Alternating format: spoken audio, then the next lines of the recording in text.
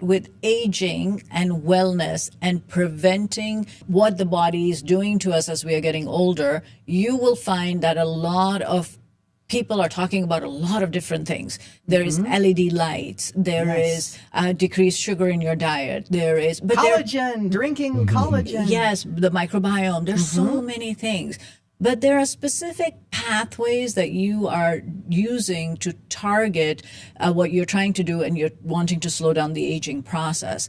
And, cold plunging is just one of those things. It's vasoconstriction, decreasing blood flow. And with that, there is increase in cortisol production. And, the body saying what is going on. And so, yes, there is a place for it.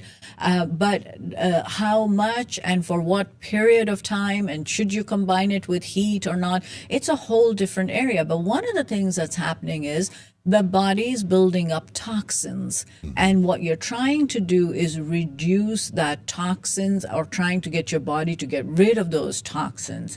Well, I don't do it very well. I'm good for about 8 seconds of cold, but it's very cold ice bath or cold water. Yeah. So, we know that athletes will go sit in an ice bath after a workout because it kind of cools everything down, decreases inflammation, and decreases blood flow. Yeah. But normally, as you talk to people, what people do is after taking a hot shower, they'll turn the water on cold, and for a period of time, seconds, you can kind of tolerate the cold. And same thing is happening. You're reducing inflammation, you're restricting blood flow, and so you are improving healing and repair. And it's very relaxing when you do it in the shower. You can also alternate hot cold. It's best to finish with cold, but when we're in the shower, doesn't it feel just so nice, that warm water? Yes. That's the relaxation, rest and digest parasympathetic nervous system. And then we turn the cold on, and it's bracing.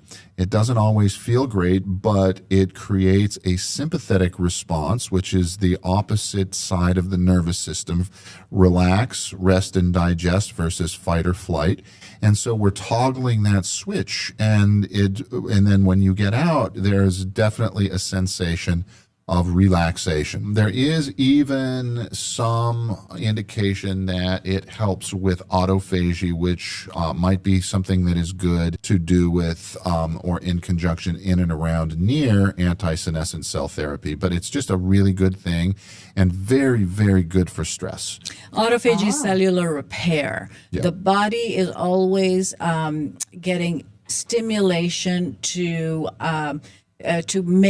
create. And so it's always working. And autophagy is when we give it a break so that it can actually heal. And it does this best when we're asleep at night or when we're not eating or doing intermittent fasting. And if you're a cold wimp like me, and you're in the shower, you can adjust that cold so it doesn't have to be the coldest of the cold. Right now we're still in the bit of winter, and that water is really cold coming out of the cold. So you can have it so that you're getting a slight bracing. And if you do that 2 or 3 times, you'll find each time it's naturally easy to get a little colder and colder each time. So you are kind of building a response, and that can enhance the benefit. And always finish with cold. Yeah, I'll take a plunge in Lake Washington. Or that, yeah.